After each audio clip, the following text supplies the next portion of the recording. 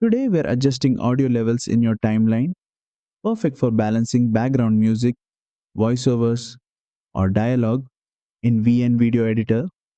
Let's get started. First, open your project and tap on the clip that has audio.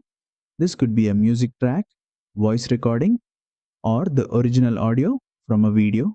Now, look at the bottom toolbar and tap on the volume option. Once you do that, you'll see a volume level slider appear. Slide it to the left to lower the volume or to the right to raise it. Need a smoother start or end to your sound? Just toggle on fade in or fade out right from the same menu. Once you're done tweaking, tap the check mark and your audio adjustments are saved. And that's how easy it is to adjust audio levels in VN Video Editor. If this tutorial helped you, be sure to like, share, and subscribe for more quick and easy VN editing tips.